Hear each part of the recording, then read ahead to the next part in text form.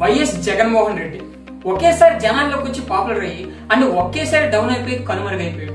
అసలు జగన్ కథ ఏంటి? జగన్ ఎక్కడి నుంచి వచ్చాడు? జగన్ చేసిన అరాచకాలు ఏంటి అండ్ జగన్ చేసిన మంచి పనులు ఏంటి? ఇవన్నీ డీటెయిల్ గా మాట్లాడుకుందాం. సో చివరి వరకు స్కిప్ చేయకుండా చూసేయండి. అంతకంటే ముందు ఎవరైనా మన ఛానల్ కొత్తగా వచ్చినట్టయితే this is video talks channel guys and this is Durga Prasad. ఈ వీడియో మీకు ఎక్కడైనా ఇన్ఫర్మేటివ్ గా అనిపించినా ఆర్ ఎంటర్టైన్మెంట్ గా అనిపించినా ఒక లైక్ కొట్టేయండి అండ్ సబ్స్క్రైబ్ చేసేయండి. వీలైతే మీరు ఒక ముగ్గురికి షేర్ చేయండి, ఆ ముగ్గురిని మరొక ముగ్గురికి షేర్ చేయమనండి, ఆ ముగ్గురిని మరొక ముగ్గురికి షేర్ చేయమనండి. అంతేగాని అలా చూస్తూ ఉండిపోకండి. ఇంకా టాపిక్ లోకి వెళ్ళిపోతాయి. 2010 ఓదార్పు యాత్ర వరకు జగన్ అంటే ఎవరికి తెలియదు. ఏదో వైఎస్ఆర్ కొడుకు గాను లేదా సాక్షి న్యూస్ పేపర్ ఓనర్ గానో ఒక బిజినెస్ మ్యాగ్నెట్ గా కొంతమందికి మాత్రమే తెలుసు. బట్ 2009లో జగన్ గారు మెంబర్ ఆఫ్ పార్లమెంట్ గా కాంగ్రెస్ తరఫున అయితే గెలిచారు. అసలు వైఎస్ఆర్సీపీ పార్టీ పెట్టడానికి కారణం ఏంటో ఇప్పుడు తెలుసుకున్నారండి. ముందు నుంచి జగన్ గారికి కాంగ్రెస్ పార్టీ అంటే నచ్చదు. బట్ తన తండ్రి వైఎస్ఆర్ గారు కాంగ్రెస్ లో ఉన్నారు కాబట్టి ఈయన కూడా కాంగ్రెస్ లోనే ఉండాల్సి వచ్చింది. ఎప్పుడైతే వైఎస్ రాజశేఖర రెడ్డి గారు హెలికాప్టర్ క్రాష్ లో చనిపోయారో ఆ బాధతో చాలా మంది అయితే ఆంధ్రప్రదేశ్ లో గానీ తెలంగాణలో గానీ గుండెపోటుతో ఆత్మహత్య చేసుకుని చనిపోయారు అనమాట. ఎందుకంటే వైఎస్ఆర్ గారి మీద అభిమానం అప్పట్లో అలా ఉండేది. సో ఎప్పుడైతే వైఎస్ రాజశేఖర రెడ్డి గారు చనిపోయారో అందరూ కూడా జగన్ కే సీఎం పోస్ట్ ఇస్తారని అయితే అనుకున్నారు. బట్ కేంద్రం నుంచి సోనియా గాంధీ రోసయ్య గారిని అయితే సీఎం గా ప్రమోట్ చేసింది. ఇక్కడే జగన్ గారు ఒక మంచి నిర్ణయం అయితే తీసుకున్నారు. ఎవరైతే వాళ్ళ నాన్న మీద అభిమానంతో ఆత్మహత్య చేసుకుని చనిపోయారో లేదా గుండెపోటుతో చనిపోయారో ఓదార్పు యాత్ర పేరు మీద వాళ్ళందరినీ పరామర్శించడానికి వెళ్ళాలని అయితే కోరుకున్నారు. బట్ కేంద్రం నుంచి సోనియా గాంధీ అయితే దీనికి నిరాకరించింది. ఎందుకంటే ఇప్పుడు గానీ జగన్ గానీ ప్రజల్లోకి వెళ్ళాడంటే ఖచ్చితంగా ప్రజలందరూ జగన్ కే సపోర్ట్ చేస్తారని అయితే కేంద్రం నుంచి అయితే నో అనే ఆర్డర్స్ వచ్చాయి. అప్పటికి సోనియా గాంధీ ఎవరైతే చనిపోయారో వాళ్ళందరి కుటుంబాన్ని ఒక దగ్గరికి తీసుకొచ్చి నువ్వే పరామర్శించి తప్ప నువ్వు మాత్రం వాళ్ళ దగ్గరికి వెళ్ళొద్దు అన్నది. దానికి జగన్ గారు ధీటుగా సమాధానం ఇస్తూ మా నాన్నగారు చనిపోయినప్పుడు మీరే వచ్చారు తప్ప మా నాన్నగారి శవాన్ని తీసుకొని మేము మీ దగ్గరికి రాలేదని అయితే అన్నారు. ఇలా కటువుగా మాట్లాడడం వల్ల సోనియా గాంధీ కోపం వచ్చి ఈ ఓదార్పు యాత్ర అస్సలు వద్దనైతే చెప్పింది. బట్ ఎలాగైనా ఈ ఓదార్పు యాత్ర జరగాలని జగన్ కాంగ్రెస్ కి అలాగే మెంబర్ ఆఫ్ పార్లమెంట్ పదవికి రాజీనామా చేసి బయటకు వచ్చేసారు. జగన్ తో పాటుగా 19 మంది ఎమ్మెల్యేలు కాంగ్రెస్ అవిశ్వాస తీర్మానం ఇచ్చి బయటకు వచ్చేసారు. ఇది తెలిసిన సోనియా గాంధీ ఆ 19 మంది ఎమ్మెల్యేలను రిజెక్ట్ చేసేసింది అనమాట. అంటే ఇంకా వాళ్ళ పదవిలో లేనట్టు. మళ్ళీ 2010లో జగన్ ఈ 19 మంది ఎమ్మెల్యేలకు ఉప ఎన్నికలు పెడితే అందులో 17 మంది ఎమ్మెల్యేలు అయితే మళ్ళీ గెలిచారనమాట. ఇక్కడ జగన్ చాలా ఫేమస్ అయిపోయాడు అంటే చాలా పాపులర్ అయిపోయాడు. సోనియా గాంధీని ఎదిరించిన మొట్టమొదటి పర్సన్ ఎవరైనా ఉన్నారంటే అది జగన్మోహన్ రెడ్డి. బికాస్ ఆ టైంలో కాంగ్రెస్ పవర్ లో ఉండేది కాబట్టి సోనియా గాంధీ చాలా పవర్ఫుల్ గా ఉండేది. అలాంటి సోనియా గాంధీని కూడా ఎదిరించాడని జగన్ చాలా ఫేమస్ అయిపోయాడు. ఎప్పుడైతే జగన్మోహన్ రెడ్డి ఈ ఓదార్పు యాత్ర చేశాడో అప్పుడు ప్రజల్లో తన మీద ఉండే అభిమానం తన తండ్రి మీద ఉండే అభిమానం తెలిసి జనాలకు ఏదైనా చేయాలని 2011 మే 10న వైఎస్ఆర్సీపీ అనే పార్టీని అయితే ఏర్పాటు చేశారు. అంటే తన తండ్రి పేరు వచ్చేలా పార్టీ పేరు అయితే పెట్టారు. బట్ వైఎస్ఆర్సీపీ అంటే యువజన సంక్షేమ రైతు కాంగ్రెస్ పార్టీ అని అయితే అర్థం. తర్వాత ప్రత్యేక తెలంగాణ రాష్ట్రం కోసం కాంగ్రెస్ అయితే ఒప్పుకుంది. దీనికోసం కూడా జగన్ చాలా పోరాటం అయితే చేశాడు. ఎప్పుడైతే ఈ సమైక్యాంధ్ర మీటింగ్లు అయ్యావో ఈ సమైక్యాంధ్ర సమ్మెలు అయ్యావో ఆ టైంలో జగన్ కూడా పార్టిసిపేట్ చేశాడు. అప్పుడే నేను జగన్ కూడా ఫస్ట్ చూశాను అనమాట. ఇక్కడే జగన్ ఇంకో గ్రేట్ డిసిజన్ తీసుకున్నారు. ఒకవేళ ఆంధ్రప్రదేశ్ ని తెలంగాణని గానీ విడదీస్తే నా దగ్గర ఉండే 19 మంది ఎమ్మెల్యేలు కూడా రాజీనామా చేస్తానని అయితే మాటిచ్చారు. చెప్పినట్టుగానే 19 మంది ఎమ్మెల్యేలని రాజీనామా చేయించేశారు. తర్వాత ఉప ఎన్నికలు పెట్టి ఆ ఉప ఎన్నికల్లో 17 మందిని అయితే మళ్ళీ తిరిగి పదవిలోకి రప్పించుకున్నారు. అప్పటి వరకు జగన్ జీవితం నార్మల్ గా సాగుతుంది అనుకుంటే జగన్ మీద వ్యతిరేకంగా ఉన్న కాంగ్రెస్ 2012 మే 15న జగన్ కి వ్యతిరేకంగా అక్రమ ఆస్తుల కేసు కింద తనైతే సిబిఐ ద్వారా జైలుకి అయితే పంపించింది. సుమారు 16 నెలలు అయితే జగన్ జైల్లో ఉన్నారు. జగన్ జైల్లో ఉన్న 16 నెలలు కూడా తన తల్లి విజయం కానివ్వచ్చు, తన చెల్లి శరీర కానివ్వచ్చు, తన భార్య భారతి కానివచ్చు, వీళ్ళు ముగ్గురే ఆ కాంగ్రెస్ పార్టీని అయితే చూసుకున్నారు అనమాట. అంటే 16 నెలలు కూడా చంచలు కూడా జైల్లో అయితే జగన్ ఉన్నారు. ఈ 16 నెలల్లో ఎన్నో సార్లు బెయిల్ పిటిషన్ పెట్టినా కూడా ఎప్పుడు కూడా బెయిల్ అయితే రిజెక్ట్ అయిపోతూనే ఉండేది. అది చివరికి 2013 సెప్టెంబర్ 5న జగన్ అయితే జైలు నుంచి బయటకు వచ్చారు. అప్పటికి చాలా నిందలు చాలా ఆరోపణలు. జగన్ ఎప్పుడైతే జైలు నుంచి బయటకు వచ్చాడో చాలా నిందలు పొందుతూ ఉన్నారనమాట. వాళ్ళ ఫ్యామిలీని వాళ్ళ ఫ్యామిలీ నుండి ఆడబిడ్డలని చాలా మందిని అయితే చాలా దోషణకరమైన మాటలు అయితే అందరూ ఆడేవారు. ఆ తర్వాత 2014లో ఎన్నికలు రానే వచ్చాయి. అప్పటి వరకు జగనే గెలుస్తాడు అనుకున్నారు ప్రజలంతా. ఎప్పుడైతే అక్రమాస్తుల కేసు కింద జైల్లోకి వెళ్ళిపోయాడో ప్రజలకి జగన్ మీద విశ్వాసం అయితే కొద్దిగా తగ్గింది. అయినా కూడా 67 సీట్లతో ప్రధాన ప్రతిపక్షం కింద అయితే జగన్ ఉన్నాడు. అటుపక్క టీడీపీ అండ్ బీజేపీ కూటమి అయితే 106 స్థానాలను అయితే గెలుచుకున్నారు. అంటే తరువాత 2017లో 23 మంది ఎమ్మెల్యేలు అండ్ ఒక ఎంపీ అయితే వైఎస్ఆర్సీపీ పార్టీ నుంచి టీడీపీ పార్టీకి అయితే మారిపోయారు. తరువాత పాదయాత్ర. ఇక్కడి నుంచి జగన్ లైఫే మారిపోయింది. ఇడుకులపాయ నుంచి ఇచ్చాపురం వరకు 3648 కిలోమీటర్లు 180 రోజులు ఎక్కడ ఆగకుండా బ్రేక్ లేకుండా పాదయాత్ర అయితే చేశాడు గైస్. 2017 నవంబర్ 6 నుంచి 2019 జనవరి 7 వరకు అంటే ఎలక్షన్స్ ముందు వరకు కూడా పాదయాత్ర చేస్తూనే ఉన్నాడు. ఈ పాదయాత్రలోనే జనాలతో ఇంటరాక్షన్ అవడం వల్ల, జనాలతో బాగా మాట్లాడడం వల్ల జగన్ చాలా అయితే తెలుసుకున్నాడు. ఎందుకంటే మగ్గం పని చేసేవారు కానీ, ఆటో కార్మికులు కానివచ్చు, మత్స్యకారులు కానివచ్చు, ఇలా ఎంతో మంది సమస్యలను అయితే తెలుసుకుని ఎప్పుడైతే మళ్ళీ తన పదవిలోకి వచ్చాడో, పదవిలోకి వచ్చిన తర్వాత వాళ్ళందరికీ ఒక్కొక్క పథకం కింద అయితే డబ్బులు వేయడం మొదలు పెట్టాడు. ఇక 2019 ఎన్నికల్లో ఏకంగా 151 సీట్లలో అత్యధిక మెజారిటీ అయితే జగన్ గెలుపొందాడు. అండ్ అతని సీఎం గా ప్రమాణ స్వీకారం చేసేటప్పుడు కూడా అత్యంత భారీ ఎత్తున జనం వచ్చారు. అంటే చాలా కోలాహలంగా కూడా ఆ సీఎం ప్రమాణ స్వీకారం అయితే జరిగింది. ఇంకా జగన్ చేసిన అక్రమాలు అండ్ మంచి పనులు ఏంటో చూసేద్దారండి. ముందుగా జగన్ చేసిన మంచి పనులు చూద్దాం. మొట్టమొదట నవరత్నాలు అనే పథకం గైస్. ఎప్పుడైతే ఈయన పాదయాత్ర చేశారో ఆ పాదయాత్రలో కూడా ఎక్కువగా నవరత్నాలే ట్రిగర్ చేసేవారు అనమాట. ఆ నవరత్నాలు ఏంటేంటో, నవరత్నాల్లో ఉండే ఆ పథకాలు ఏంటో ఒకసారి మాట్లాడుకున్నారండి. First the YSR Rythu Bharosa. ఏటా 12,500 నుండి ₹1,00,000 వరకు భరోసా అండ్ ఫ్రీగా బోర్ తీయించాలు, ఉచిత విద్యుత్తు, దీంతో పాటు 0 వడ్డీకే రుణాలు. అండ్ ఎవరైనా రైతు ఆత్మహత్య చేసుకుని చనిపోతే కుటుంబానికి ₹5,00,000 అండ్ ఆ ₹5,00,000 కూడా అప్పులు వారు తీసుకోకుండా ఆ కుటుంబానికి మాత్రమే చెందేలా ఈ పథకాన్ని అయితే తీసుకొచ్చాడు. అండ్ సెకండ్ ఇది ఫీజు రీయింబర్స్మెంట్. ఈ ఫీజు రీయింబర్స్మెంట్ లో స్కూల్ గానీ కాలేజ్ గానీ మొత్తం డబ్బు అంతా గవర్నమెంట్ పెట్టుకుంటది. అండ్ స్కూల్స్ లో ఫ్రీ బుక్స్ గానీ, free bags, shoes and belt ఇవన్నీ కూడా ప్రొవైడ్ చేయడం అయితే జరిగింది. And third the Aarogyasri. అప్పుడు 5 లక్షలు ఉండేది అనుకుంటా, జగన్ అధికారంలోకి వచ్చి దాన్ని 25 లక్షల వరకు పెంచాడు.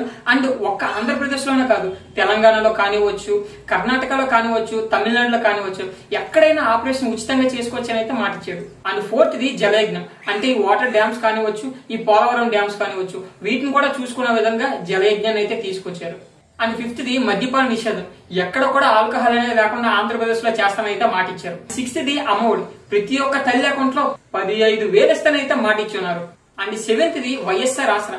0 వడ్డీకే రుణాలు అండ్ ఆ వడ్డీ కూడా గవర్నమెంట్ తీసుకుంటదని అయితే మాట ఇచ్చారు. అంటే ఈ డ్వాక్రా పొదుపులు ఉంటాయి కదా, వాటికైతే ఈ 0 వడ్డీకే రుణాలు ఇచ్చారు. అండ్ 45 సంవత్సరాలు దాటిన వారికి ₹18,000 కూడా ఈ ఆసరా కిందగా వస్తుంది. అండ్ ఎయిత్ ఏంటంటే పేదలందరికీ పక్కా ఇల్లు. ఎవరికైతే సొంత ఇల్లు లేవో వాళ్ళందరికీ ఇల్లు ఇవ్వడమే ఈ పథకం యొక్క ప్రాధాన్యత. అండ్ చివరిగా 9th ది పెన్షన్ల పెంపు. అప్పటి వరకు ₹2,000 ఉండే పెన్షన్ ని 3,500 వరకు, అది కూడా దశల వారీగా పెంచారనమాట. అండ్ అప్పట్లో 65 సంవత్సరాలు దాటితేనే పెన్షన్ ఇచ్చేవారు. ఇది జగన్ కాస్త 60 సంవత్సరాలకు తగ్గించారు అనమాట. 60 సంవత్సరాలు దాటిన వారందరికీ కూడా 3,500 అయితే పెన్షన్ ఇస్తారు. మీరు ఇక్కడ గమనించినట్టయితే ఇప్పుడు నేను చెప్పిన పథకాలన్నింటిలో కూడా, ఈ జగన్ పెట్టిన పథకాలన్నింటిలో కూడా చంద్రబాబు సూపర్ 6 పేరు కింద ఇప్పుడైతే మళ్ళీ పథకాలను అయితే కొంచెం డబ్బులు ఎక్స్ట్రా పెట్టి అయితే పెడుతున్నారు. ఇంకా జగన్ చేసిన రెండో మంచి పని ఏంటంటే 3 రాజధానులు గైస్. ఈ 3 రాజధానులు అందరికీ ఎందుకు అర్థం కాలేదో నాకైతే అర్థం కావట్లేదు. కానీ 3 రాజధానులు అనేది చాలా మంచి ఐడియా. ఎందుకంటే వైజాగ్ ని ఎకనామిక్ క్యాపిటల్ గా ఉంచుతారంట, అసెంబ్లీని అమరావతిలో పెట్టడం అండ్ కర్నూలులో హైకోర్టు పెట్టడం, ఈ 3 కూడా చాలా మంచి ఐడియా. ఎందుకంటే కర్నూలు ఆంధ్రప్రదేశ్ మధ్యలో ఉంటది కాబట్టి, అండ్ వైజాగ్ నుంచి ఎక్కువ ఎకానమీ ఏర్పడుతుంది కాబట్టి, ఎందుకంటే ఇక్కడ పోర్ట్ ఉంది అండ్ పెద్ద రైల్వే స్టేషన్ ఉంది. సో వైజాగ్ చాలా మంచి ఎకనామికల్ క్యాపిటల్ గా అవుతుంది. అండ్ అమరావతిలో అసెంబ్లీ పెట్టి దాన్ని అయితే మెయిన్ క్యాపిటల్ గా ఉంచుతానైతే అన్నారు. ఇదైతే చాలా మంచి ఐడియా. కానీ ఎందుకు ప్రజలందరిలో ఇది ఎక్కలేదో నాకైతే అర్థం కాలేదు. అండ్ జగన్ చేసిన 3వ మంచి పని ఏంటంటే వాలంటీర్స్ అండ్ సచివాలయాన్ని అయితే ఏర్పరిచారు గైస్. అంతకు ముందు మీరు చాలా మంది ఫేస్ చేశారో లేదో నాకు తెలియదు, కానీ నేనైతే చాలా సార్లు ఫేస్ చేశాను. ఒక ఇన్కమ్ సర్టిఫికేట్ కావాలన్నా, ఒక క్యాస్ట్ సర్టిఫికేట్ కావాలన్నా, ఒక రేషన్ కార్డ్ కావాలన్నా ఎంఆర్ఓ ఆఫీసుల చుట్టూ, మున్సిపల్ ఆఫీసుల చుట్టూ కొన్ని రోజులైతే తిరిగేవారు అనమాట. వాళ్ళ పనులు మానుకొని, డ్యూటీలు మానుకొని ఆ మున్సిపల్ ఆఫీసుల చుట్టూ, ఎంఆర్ఓ ఆఫీసుల చుట్టూ, ఆ ఆఫీసర్ల చుట్టూ లంచాలు ఇస్తూ చాలా సేపు అయితే వెయిట్ చేస్తూ ఉండేరు. బట్ ఎప్పుడైతే ఈ వాలంటీర్ సిస్టమ్ వచ్చిందో, ఈ సచివాలయం సిస్టమ్ వచ్చిందో, ఆ పని ఏంటి లేకుండా మనం డైరెక్ట్ గా సచివాలయంకే వెళ్ళి ఇన్కమ్ సర్టిఫికేట్ అప్లై చేసుకోవడం లేదా క్యాస్ట్ సర్టిఫికేట్ అప్లై చేసుకుంటే డైరెక్ట్ గా అదే మనకు తీసుకొచ్చేస్తుంది అనమాట. అండ్ ఆంధ్రప్రదేశ్ లో ఈ సచివాలయం సిస్టమ్ ఏర్పరిచిన తర్వాత ఇండియాలో ఒక 3-4 స్టేట్స్ లో కూడా ఈ సచివాలయం సిస్టమ్ అయితే ఏర్పరిచారు. ఇంకా తర్వాత జగన్ గారు చేసిన మంచి పని ఏంటంటే నాడు నేడు ప్రోగ్రామ్. స్కూల్స్ కానివచ్చు, హాస్పిటల్స్ కానివచ్చు, అప్పటికి ఇప్పటికీ తేడా చూసుకుని అనేసి చాలా ఫండ్ అయితే డిస్ట్రిబ్యూట్ చేశారు. కొన్ని వేల కోట్ల రూపాయలు అయితే దీనికైతే స్పెండ్ చేశారు గైస్. కానీ మధ్యలో ఉండే మిడిల్ మ్యాన్సే చాలా మటుకు డబ్బు అయితే తినేశారు. అసలు జగన్ రాజకీయాల్లో అంత మొండిగా టఫ్ గా ఉండడానికి కారణం ఏంటంటే రాజకీయాల్లోకి రాకముందు నుంచే జగన్ ఒక బిజినెస్ మ్యాన్. భారతీయ సిమెంట్ కి ఓనర్ ఆయన. అండ్ అప్పట్లో వైఎస్ఆర్ సీఎం గా ఉండేటప్పుడు తన తండ్రిపై అన్ని దినపత్రికలు కూడా నెగిటివ్ గానే స్ప్రెడ్ చేస్తాయనేసి తనకు తానే సొంతంగా సాక్షి అనే పేరు కింద ఒక దినపత్రిక ఏర్పరిచి దానిలో నుంచి తన సొంత న్యూస్ ని అండ్ నిజమైన న్యూస్ ని అయితే జనాలకైతే చెప్పేవారు. బట్ 2019లో జగన్ ఏకంగా 151 సీట్లు సంపాదించాడంటే అది అప్పట్లో చాలా పెద్ద వండర్. ఎందుకంటే అప్పటికి చంద్రబాబు నాయుడు 2014లో గెలిచాడు, మంచిగానే పరిపాలన చేస్తున్నాడు. అయినా కూడా 2019లో అత్యధిక మెజారిటీతో జగన్ గెలిచాడు. దీనికి ఎన్నో కారణాలు ఉన్నాయి. అందులో మొదటి కారణం ఏంటంటే వైఎస్ఆర్ కొడుకుగా ఒకటి. రెండో కారణం ఏంటంటే ఒక్క ఛాన్స్ ఇద్దాం. ఇప్పటి వరకు చంద్రబాబు పరిపాలన చూసాం కదా, ఒకసారి జగన్ పరిపాలన చూద్దామనేసి ఒక ఛాన్స్ అయితే ఇవ్వడం జరిగింది. మూడోది మెయిన్ రీజన్ ఏంటంటే తను చేసిన పాదయాత్ర. అంటే ఆ పాదయాత్రలో ప్రజలతో జగన్ ఇంటరాక్షన్ అయ్యే విధానం ప్రజలకు చాలా నచ్చింది అని నేను అనుకుంటున్నాను. ఇంకా మోస్ట్ ఇంట్రెస్టింగ్ టాపిక్ లోకి వెళ్ళిపోదాం. అసలు జగన్ చేసిన అరాచకాలు ఏంటి, అసలు జగన్ చేసిన తప్పుదలు ఏంటి అన్ని డీటెయిల్ గా మాట్లాడుతున్నారండి. జగన్ చేసిన తప్పులు ఏంటంటే ఈ నవరత్నాలు పథకాలు గైస్. అదేంటి భయ్యా, ఇప్పుడే నవరత్నాలు మంచి పథకం అన్నాం, ఇప్పుడేమో అదే తప్పు అంటున్నాం అని మీరు అనుకోవచ్చు. బట్ మీరు డీటెయిల్డ్ గా ఆలోచిస్తే నవరత్నాల వల్ల కొంతమందికి ఉపయోగపడిన చాలా మంది అయితే సోమరిపోతలు అయిపోయారు అనమాట. అంటే మత్స్యకారులకు 10,000 వేశారు, మగ్గం పని చేసేవారికి 10,000 వేశారు, ఆటో వర్కర్స్ కి 10,000 వేశారు. ఇలా వేయడం వల్ల వాళ్ళైతే సోమరిపోతులుగా తయారైపోయారు. చాలా మందికి అయితే ఉత్తి పుణ్యానికే వాళ్ళ అకౌంట్ లో 10,000 రూపాయలు అయితే పడడం జరిగింది. సో నవరత్నాలు లాంటి పథకాల వల్ల జనాలు అయితే సోమరిపోతులు అయిపోయారు. కొంతమందికి దాని వల్ల మంచి జరిగిన, చాలా మంది అయితే దాని వల్ల అయితే సోమరిపోతులు అయిపోయారు.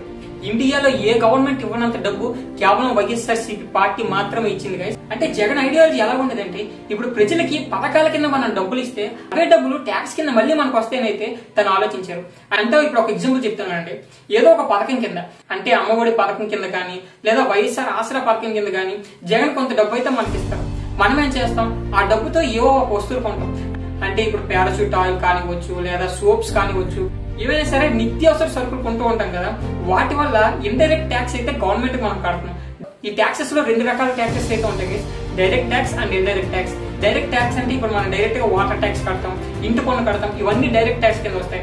ఇండైరెక్ట్ ట్యాక్స్ అంటే ఇప్పుడు మనం ట్యాక్స్ కడుతున్నాం అనే విషయం కూడా మనకు తెలియదు అనమాట. అంటే ఇప్పుడు సోప్స్ కానీ పారాషూట్ ఆయిల్ కానీ వ్యాసలైన్ కానీ ఫెయిర్ అండ్ లవ్లీ కానీ ఇవన్నీ మనం కొంటూ ఉంటాం. బట్ ఆ ప్రోడక్ట్ కి మనం సమ్ ట్యాక్స్ అయితే కడతాం అనమాట, కానీ ఆ విషయం మనకు తెలియదు. దాన్నే ఇండైరెక్ట్ ట్యాక్స్ అంటూ ఉంటాం. సో జగన్ ఎప్పుడైతే మనకు ఆ డబ్బులు ఇస్తాడో ఆ డబ్బుల ద్వారా మనం ఈ వస్తువులు కొంటాం. సో ఈ వస్తువుల మీద వచ్చే ట్యాక్స్ మళ్ళీ గవర్నమెంట్ కే అవుతుంది కాబట్టి మనీ అనేది సర్క్యులేట్ అవుతుంది. సో జగన్ ఇచ్చిన డబ్బు మళ్ళీ జగన్ కే వెళ్ళాలా, ట్యాక్స్ అయితే పెంచాడు. ఆ టైం మీకు గుర్తుందా లేదా, 2019, 20, 21లో ఒక్కొక్క గూడ్స్ మీద చాలా ట్యాక్స్ అయితే ఉండేది. ఎక్కువగా ఈ రిఫండ్ ఆయిల్ మీద చాలా ట్యాక్స్ అయితే పెంచేశారు.